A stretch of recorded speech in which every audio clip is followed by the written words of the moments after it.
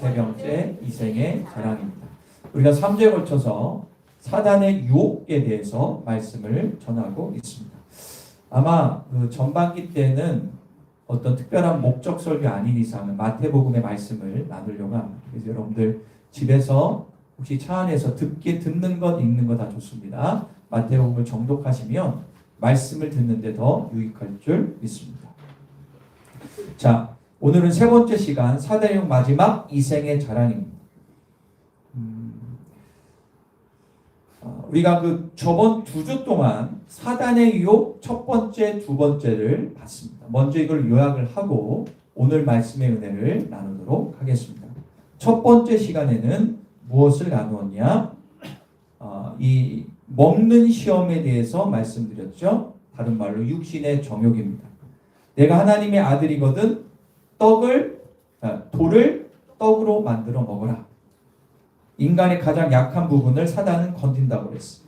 그런데 이 말씀의 핵심은 배고픔의 문제가 아니라 무엇을 삶의 기준으로 삼느냐라고 말씀드렸습니다. 떡이냐? 말씀입니다. 나의 필요가 선택의 기준인지, 나의 필요가 아니면 하나님의 말씀이 기준인지를 얘기했죠. 그런데 주님 분명히 말씀하고 있습니다. 사람이 떡으로만 사는 것이 아니요 하늘 입에 나오는 말씀으로 산다라고 답변해 주셨죠.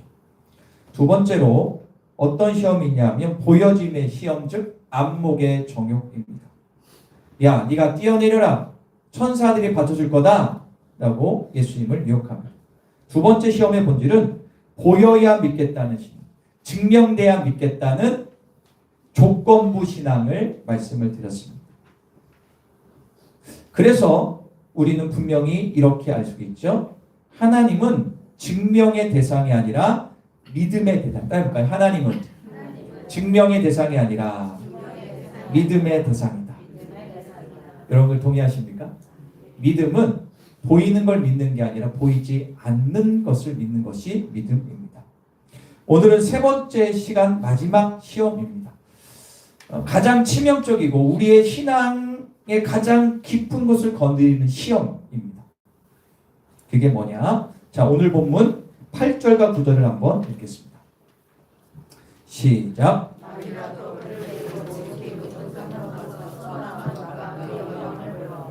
이르되 만일 내게 엎드려 경배하면 이 모든 것을 내게. 마귀가 마지막 예수님을 시험합니다. 이 예수님의 시험은 곧 나를 향한 시험과 동일하다는 생각을 가지고 말씀을 보시기를 바랍니다. 마귀가 예수님을 데리고 지극히 높은 산에 올라가 천하만국을 보여줬다라고 8절에 나오고 있습니다. 지극히 높은 산에 올라가 천하만국을 보여줬다. 자, 요거는 8절 보여주세요. 어느 산에서 전 세계를 보여줬다. 이런 식으로 해석하면 안 됩니다. 여기서 지극히 높은 산을 뭐든 신의 산이냐 무슨 산 이렇게 생각하면 안 되고요. 이게 영적인 의미가 있습니다. 한번 더 해볼까요? 지극히 높은 산. 지극히 높은 산이라는 것은 무엇을 말씀하냐면 사람이 부러워하는 자리, 성공한 것처럼 보이는 자리, 권력과 영향력의 정점에 있는 자리가 지극히 높은 산이죠. 세상 사람들은 이거를 추구하고 살지 않습니까? 두 번째로 천하만국과 그 영광을 보여준다에 천하만국과 영광은 무엇이냐? 하나님이 주시는 거룩한 영광 그게 아니라 사람들이 성공이라고 부르는 모든 것을 의미합니다. 돈이 될 수도 있고 권세가 될 수도 있고 인정과 성취 등등등 이것을 이야기합니다. 이것은 요한일서 2장 16절에 나오는 이생의 자랑과 동일한 말씀입니다. 요한일서 2장 16절에 이렇게 말씀하고 있습니다. 시작. 이는 세상에 있는 모든 육신의 안목의 정욕과 이생의 자랑이니 다 아버지께로 온 것이 아니요 이생의 자랑은 누구에게 왔다고 나오죠? 세상, 즉 원수마귀 사단에게 왔다는 겁니다. 그러면 이생의 자랑이란 무엇을 얘기하는가? 잘 되고 싶은 욕망입니다. 높아지고 싶은 욕망, 인정받고 과시하고 싶은 욕망을 의미합니다. 한번 읽어볼게요. 시작. 잘 되고 싶은 욕망, 높아지고 싶은 욕망, 인정받고. 여러분들 이런 마음이 누구에게나 다 있어요, 없어요? 다 있습니다. 사단은 이 욕망들을 직접 보여주며 예수님을 유혹하는 거예요. 그런데 중요한 게 있습니다. 뭐냐? 9절에 보니까 마지막에 이렇게 말씀하고 있어요. 9절을 볼까요? 따라보겠습니다. 이 모든 것을 내게 주겠다. 네가 갖고 싶고 먹고 싶고 누리고 싶은 모든 것을 내가 다 줄 거야. 얼마나 달콤하고 강력한 유혹입니까? 여러분들 사단과의 거래를 하는 거예요. 다 줄게. 좋을까 안 좋을까? 얼마나 좋겠어. 내가 원하는 그 비싼 차를 막 공짜로 준대. 내 삶에 건강을 준대. 얼마나 좋아, 그죠? 네 집도 내가 좋게 강남 최고로 좀 인사동에 있는 땅 줄게. 얼마나 한 평만 줘도 청주 오면 2채 사. 아니, 맞아요, 틀려요? 얼마나 좋아. 너무 좋다. 저도 좋아요. 내게 주리라. 얼마나 좋습니까? 좋으시면 아멘 하십시다. 큰일 났네. 넘어갔어 벌써. 이러면 안 된다. 넘어갔어 벌써. 안 되죠. 얼마나 좋아요. 너무 좋죠. 한숨은 나와요. 좋아요. 그런데 조건이 있어요. 조건이 뭐냐? 따라볼까요? 내게 엎드려 경배하며. 요거를 교묘하게 껴놓습니다. 이게 사단의 전략. 사단은요, 좋은 건 앞에 다 두고 자기 하고 싶은 얘기 잠깐 살짝만 부려. 내게 엎드려 뭐하면? 경배하며. 사단은 대놓고 말하지 않습니다. 나를 믿어라, 나를 숭배하라 하지 않습니다. 여러분들 미국에 사단교가 있는 거 아십니까? 사단교가 직접 있습니다. 피 뿌리고 막 있습니다. 진짜 한국에도 들어왔다는 얘기가 들어본 적은 있어요. 무슨 얘기냐? 대놓고 사단교 믿어라, 가서 불경 드려라, 이런 게 아니에요. 점집 가서 빌어라, 그게 아니에요. 사단은 대놓고 말하지 않아요. 그들이 얼마나 머리가 좋은데 얘들이 배후에서 조종합니다. 사단은요, 교묘하게 자기에게 절하는 방법을 뭘로 선택했냐? 따라볼까요? 내가 주인이 되라. 네 삶의 주인은 네가 해라. 한번 읽어볼게요. 시작. 내 삶의 주인은 누구인가? 너의 삶의 주인 네가 해. 그게 바로 사단에게 절하는 거. 이 시험의 본질은 돈 문제, 성공 문제, 건강 문제가 아니라 삶의 주인이 누구냐의 가장 치명적인 유혹이라는 겁니다. 사단이 이렇게 말하는 거예요. 하나님 없이도 사는데 문제 있어요, 없어요, 여러분들? 갑자기 넘어오시려고 하네. 하나님 없어도 사는데 문제가 있어요, 없어요? 말하는 거 있다고 얘기하는 거죠. 그래서 사는데 문제 없잖아. 맞아, 틀려요? 안 넘어오시네. 자, 두 번째로 십자가 없어도 사는데 지장 없어. 야, 순종 인내하지 않아도 성공하는 사람 많아. 뭐 그렇게 힘들게 순종하고 사냐? 내 경험, 내 판단, 내 능력, 너 탁월하잖아. 너 그분의 전문가잖아. 근데 뭐로 주님께 기도해. 그냥 네 생각대로 해.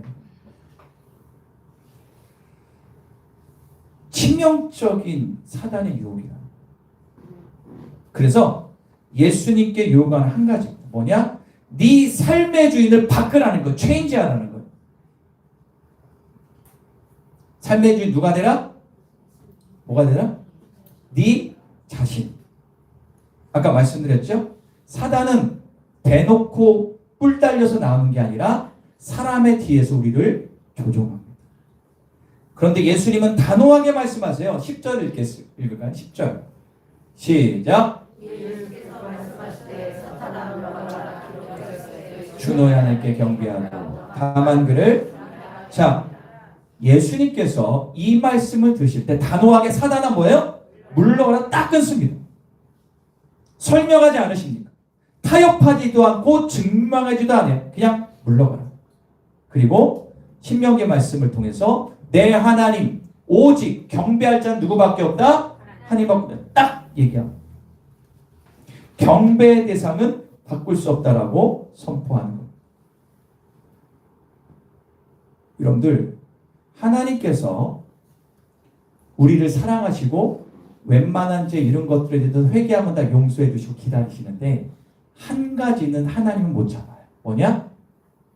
나 말고 다른 거에 경배하거나 나보다 다른 것들을 다 사랑하거나 내가 주인이 되는 삶은 가만히 두지 않으세요. 바벨탑 사건도 그렇고 사울왕도 그렇고 성경에 보면 하나님을 넘보려고 하면 하나님은 그때는 반드시 치십니다. 여러분들 좀 약간 좀 영적인 얘기지만 성경에 원수마귀 사단의 대빵이 누굽니까? 루시퍼죠. 루시퍼가 어떻게 탄생했죠? 원래 루시퍼는 뭐 하는 사람이에요? 하나님의 천사장이었어요. 많은 천사들이 루시퍼를 따랐는데 루시퍼가 어떤 마음을 먹었죠? 나도 하나님처럼 될 수 있겠다. 그때 하나님께 저주받고 지옥으로 떨어져. 바꿔 얘기하면 삶의 주인이 내가 되고 사는 사람 하나님은 웬만하면 가만히 안 둬요. 반드시 시험을 주시든 고난을 주시든 깨지게 만드십니다. 그게 복입니다. 예수를 죄송합니다. 개떡같이 믿는데 술술 풀린다. 죄송합니다. 하나님 포기한 사람. 죄송합니다. 하나님은 우리를 자녀로 선택했기 때문에 하나님이 가장 싫어하는 네가 삶의 주인으로 사는 사람들 가만히 안 둬요. 반드시 고난을 주시든 치십니다. 그거를 빨리 캐치하고 돌아와요. 그래서 어떤 분은 빨리 이렇게 돌아가, 어떤 분은 뭔지도 몰라. 목사가 얘기해도 몰라. 성령 말씀에도 몰라. 깨달을지어다. 오늘 본문에 없는데 생각나서 말씀드릴게요. 이거는 팩트입니다. 여러분의 삶 가운데 어떤 일이 잘 안 풀리거나 뭔가 꼬인 게 있다면 여러 가지 있겠죠. 그 중에 하나는 뭐냐면 여러분들 하나님이 여러분들 사랑해서 고난을 주시는 거예요. 그때 빨리 돌아오고 내 삶 가운데 혹시 내가 내 멋대로 하는 게 없나 빨리 캐치하고 돌아오시면 그 문제 금방 해결돼요. 다는 아니지만 그럴 때가 많아요. 경배의 대상은 누구밖에 없다? 하나님밖에 없다. 그리고 성경은 그 결과를 분명히 기록하는데 11절 읽어볼까요? 11절입니다. 시작. 자, 여기부터 중요한 말 잘 들으세요. 여기 우리가 뭐라 나와요? 첫 번째로 마귀가 예수에게서 떠나고 천사들이 왔다. 세 가지 시험을 예수님이 통과했어요? 통과하지 못했어요?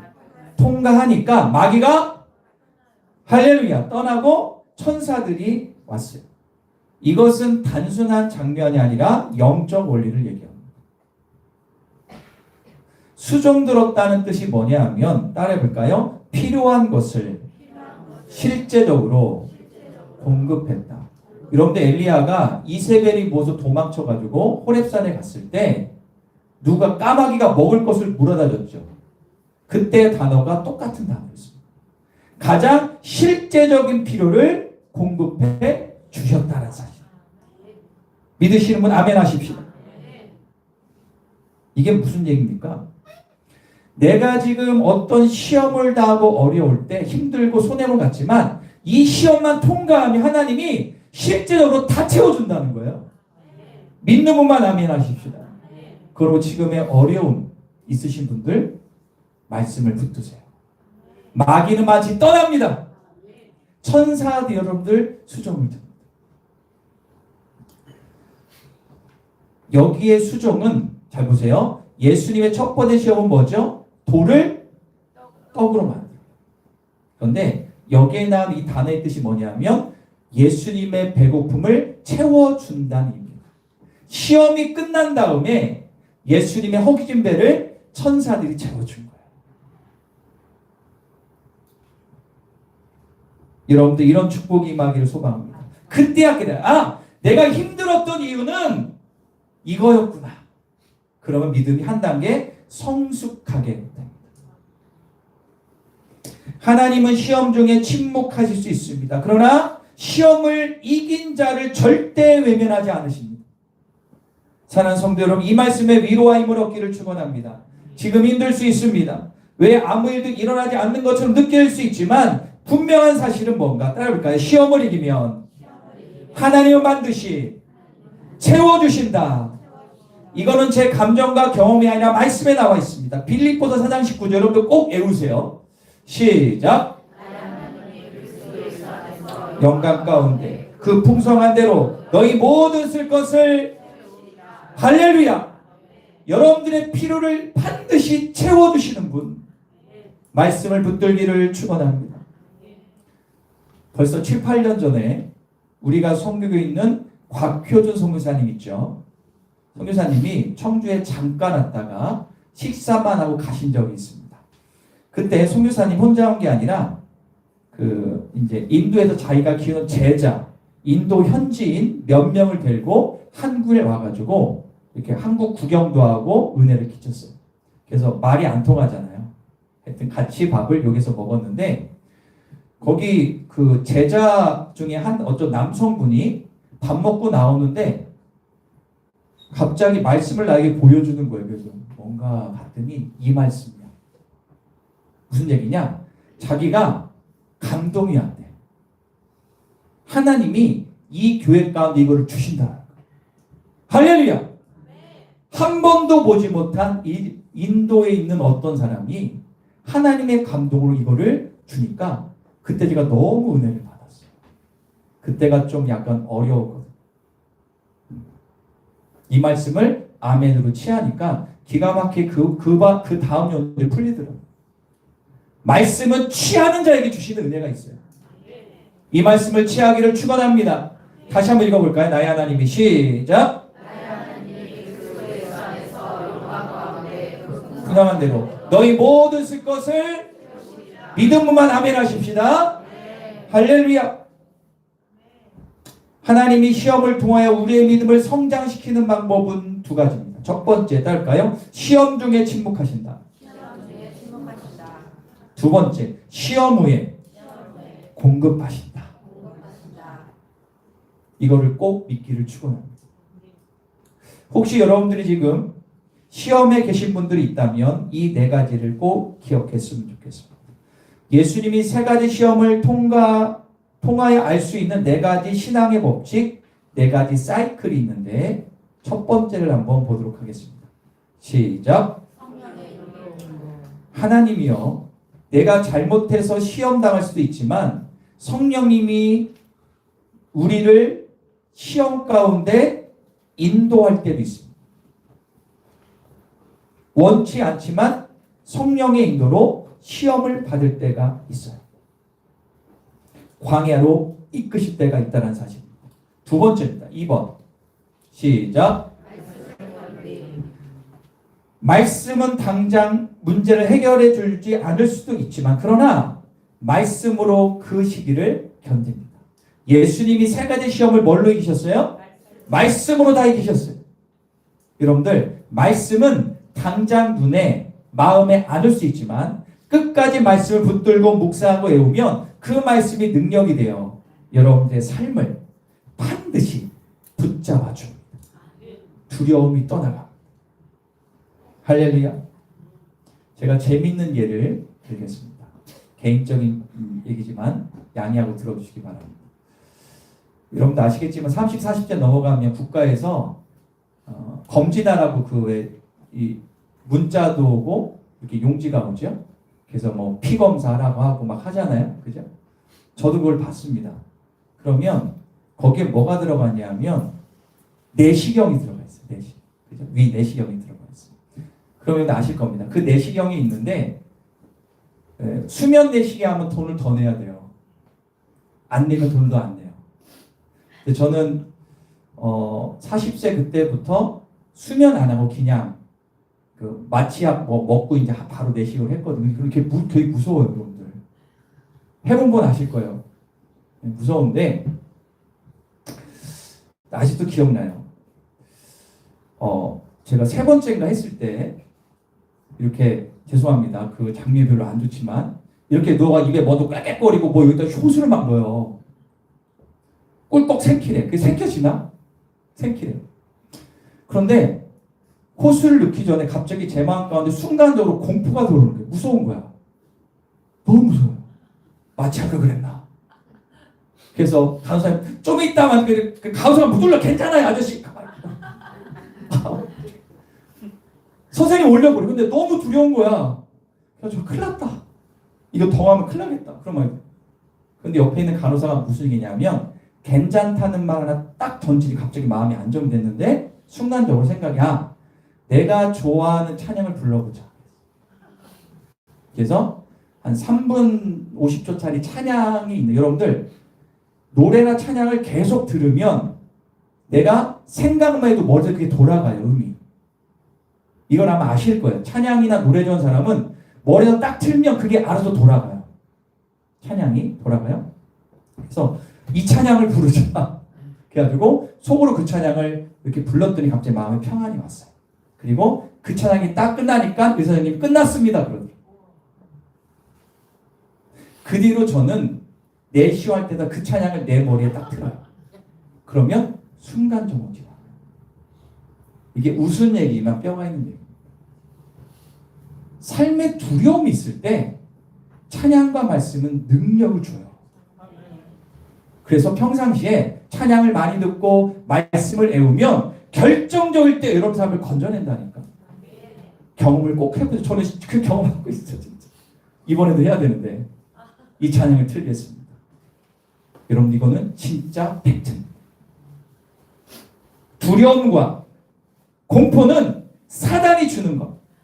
사단은 찬양과 말씀으로 떠나가는 미끼를 충원합니다. 3번째 3번 시작. 그러면 마귀가 어떻게 해요? 떠나갑니다. 에바다가 임할 줄 믿습니다.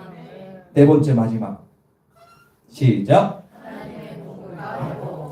여러분 이거를 꼭 붙드세요. 그렇구나. 내가 지금 진짜 힘들고 어렵지만 견디고 있지만 이 시험이 끝나면 반드시 주님이 공급하고 베껴주신다. 이것이 바로 우리 인생의 신앙을 성장시킨 하나님의 영적인 패턴. 다시 정리할까요? 성령님이 인도할 때도 있습니다. 내가 잘 때도 있습니다. 시험은 말씀으로 기도로 견디는 겁니다. 마귀는 떠나가고 반드시 하나님이 채워주십니다. 이 지점에서 한 가지 우리 신앙의 선배의 말을 꼭 나누고 싶은데요. 이 J.C. 라일이라는 목사님이 계세요. 19세기 분이고 영국 선교회 감독이자 아주 유명한 설교자였던 라일이라는 목사님이 계신데 이분이 이런 얘기를 했어요. 하나님의 자녀에게는 세상과 구별되는 2가지 분명한 특징이 있다. 그게 뭐냐? 보여줄까요? 한번 뗄까요? 내면의 평화와 내면의 전투다. 제가 이 글을 읽고 너무 도전을 받았어요. 세상 사람과 구별되는 특징 2가지. 첫 번째 내면의 평화. 이게 무슨 얘기냐면 환경과 상황 가운데 흔들리고 무너지지 않는 하나님께로 오는 평안이 있다라는 거예요. 남들이 힘들고 어려워 죽겠는데 나는 내 마음 가운데 평안이 있어. 어떤 건 내가 미쳤다고 생각해. 내가 왜 이러지? 그게 세상과 구별되는 특징입니다. 여러분 그런 거 경험해 보신 적 있으시지 않으세요? 야, 국현아, 너 대단하다. 너 힘들지 않니? 힘든데 주님이 내 마음을 붙들고 계셔. 평안, 샬롬의 평안. 2번째, 내면의 전투. 이게 뭐냐 하면 믿음을 지키기 위한 싸움, 거룩을 지키기 위한 싸움, 말씀을 붙들기 위해 세상과 타협하지 않는 영적 전쟁을 하고 있는 사람. 내면의 평안과 영적 전쟁하고 있는 것이 믿는 자들의 특징이다. 여러분들이 두 가지가 혹시 지금 있으십니까? 라일 목사님은 또 이런 얘기를 합니다. 수많은 자칭 기독교인이 주일마다 교회를 간다.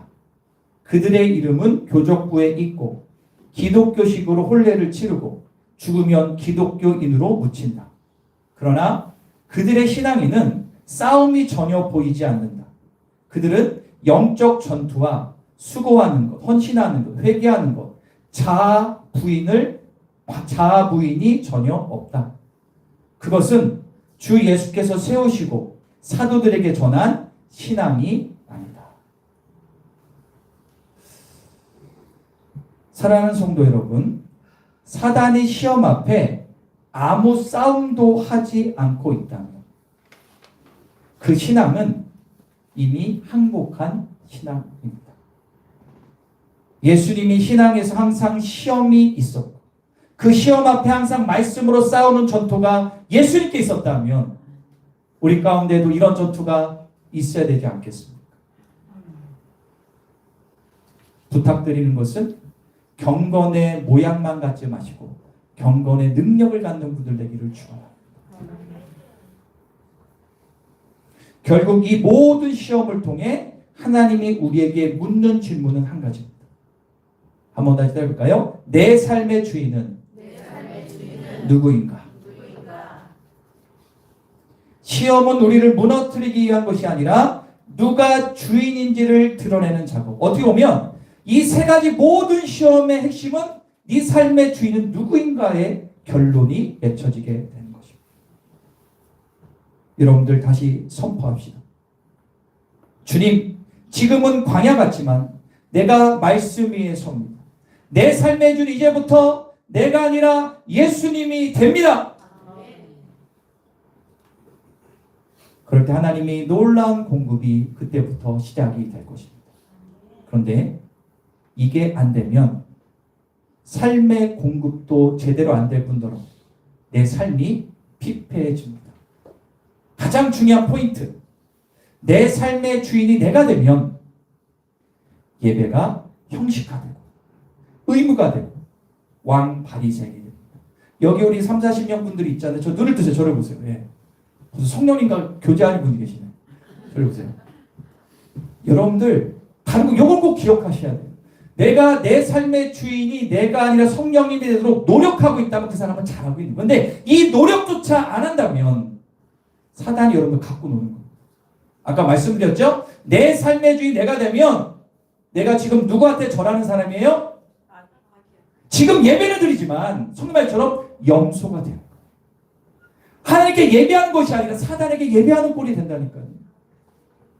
사단은 그렇게 우리를 포장합니다. 힘들지만 싸우십시오. 파이트 하십시오. 예배 시간부터 싸우세요. 세상에서 싸우세요. 여러분 보세요. 직장, 사업, 가정 가면 영적으로 싸울 게 많아요, 적어요? 얼마나 많습니까? 싸우십시오. 싸우지 않으면 사단에게 절하는 꼴이에요. 저번 주 말씀드린 11조로 좀 싸워보시라고. 싸우지도 않아. 언제까지 내 삶의 주 내가 살 겁니까?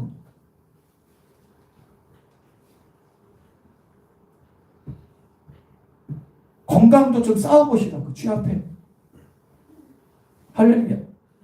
자녀 문제 좀 싸워보시라니까. 왜 싸우지 않고 세상 방법 따르냐고. 지금 집이 어렵죠. 돈 때문에 어려우면 한번 주 앞에 나도 한번 세상 죄송합니다. 쇼부를 한번 보시라고. 그런 싸움이 있을 때 반드시 마귀는 떠나고 회복을 준다. 오늘부터 여러분들 말씀 위에 서기를 간절히 축원합니다. 다시 한번 따를까요? 내 삶의 주인은 주님이십니다. 기도하겠습니다. 여러분들 이렇게 기도하면 좋겠습니다. 제 말씀을 잘 들어보세요. 라이 목사님의 말이 정답이에요. 내면에 평화가 있습니까? 어떤 상황에도? 내면에 전투가 있습니까? 믿음 지키기 위해서, 말씀 지키기 위해서, 거룩하기 위해서 내가 내적으로 조금이라도 영적이 하고 있습니까? 잘하십니다. 축복합니다. 반드시 하나님께서 축복해 주실 겁니다. 그러나 반대로 어떤 어려움 가운데 내적 변화는 별로 없고 내면의 전투 하지 않는다면 오늘 결단하십시오. 예수님도 싸우셨다면 우리는 말할 것도 없지 않습니다. 주여, 이제부터 말씀을 지키기 위하여 거룩하기 위하여 주님 싸우겠습니다. 내가 말씀과 기도로 싸우겠습니다. 그리하여 마귀는 떠나가고 채워짐의 은혜를 경험하게 하여 주옵소서. 우리 다 같이 기도합니다. 주의 아버지 감사합니다. 하늘 문을 열어 주옵소서. 하늘 문을 열어 주옵소서. 은혜가 되게 하여 주옵소서. 하나님은 살아계신다고 하는데 내 삶에 역사하지 않는 같은 마음 때문에 힘들고 어렵다고 예수님처럼 주여 주님 앞에 나아가 하나님 앞에 영적으로 싸우겠습니다. 주님을 믿습니다. 주님의 은혜를 믿습니다. 주님의 능력을 믿습니다. 내 삶의 주인이 이제부터 예수 그리스도가 되시고 내 삶의 주인은 예수 그리스도가 되시고 주님 앞에 순종하는 삶을 살게 하여 주시옵고 진짜 믿음을 갖고 살게 해 주시옵고 내가 교회만 왔다 갔다 하고 아멘하고 돌아가는 삶이 아니라 내 삶의 변화가 일어나는 축복의 역사가 일어나게 하여 주옵소서. 하나님 감사합니다. 우리가 누구에게 절하고 있습니까? 주님 앞에 절하며 믿음으로 살아가는 믿음의 아들, 딸 되게 하여 주옵소서. 한 가지만 더 기도하겠습니다. 여러분들 삶의 영역에 내가 주인이 되어 내 생각대로 판단하는 영역이 있다면 이 시간 회개하고 주님 앞에 돌아오시기를 축원합니다. 주님 앞에 나아올 때 비록 힘들고 어려울 수 있고 십자가가 무거울 수 있고 인내가 힘들지만 그 좁은 길이야말로 천국 길이요 축복의 길임을 이 시간 결단하실 때 주님이 여러분들을 진정한 선한 길로 그동안 경험하지 못한 은혜를 부어주실 줄 믿습니다. 우리 다같이 기도하겠습니다. 주님 감사합니다. 제가 넓은 길로 가지 않고 이 좁은 길로 가겠습니다. 적당히 사는 자가 아니라 말씀을 의지하며 믿음으로 싸우는 자가 되겠습니다. 하늘문을 여시고 은혜 가운데 거하게 하시고 성령 충만할 수 있도록 도와주옵소서. 예수님처럼 말씀으로 세상을 원수마귀 사단과 싸워있고 하나님의 공급하심을 응원하며 이 땅에서의 천국의 복음을 누리며 살아갈 수 있도록 주여 역사하시고 함께하여 주옵소서. 주님의 은혜가 넘쳐나는 복된 시간 되지 않도록 도우시고 함께하여 주옵소서.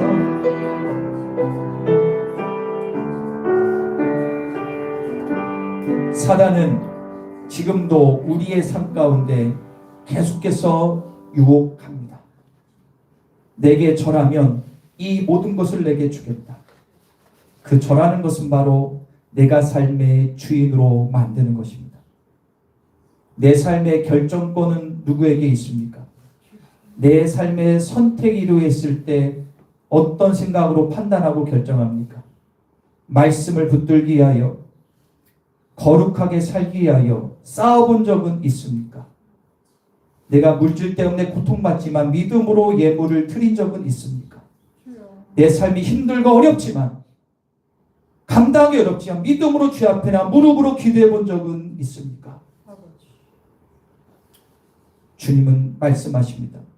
경건의 능력이 아닌 경건의 모양이 아닌 경건의 능력을 가진 자가 되라. 나도 모르게 내가 사단에게 절하고 있는 나의 삶이 이제 바뀌어 예수 그리스도를 내 삶의 주인으로 모셔 진정한 체험과 축복과 삶 안에 살아계심을 경험하는 진짜 그리스도인 되게 하여 주옵소서. 교회만 왔다 갔다 하지 않도록 도와주시고 방송만 데우고 돌아가지 않도록 도와주시고 이 예배를 통하여 살아계신 주님을 만나게 하여 주옵소서. 그리하여 세상에서 진정한 평안을 누리고 세상에 나가 내적 싸움을 통하여 승리하는 영적 거성이 되게 하여 주옵소서. 절대로 염소가 아니라 양의 은혜가 있게 하여 주옵소서. 주여 주여 하는 자마다 천국 갈 것이 아니오 하나님의 뜻대로 하는 자라야 갈 것이라. 이 말씀을 기억하며 오늘부터 결단한 것을 실천하여 참 은혜를 누리게 하여 주옵소서. 예수님의 이름으로 기도합니다. 이 은혜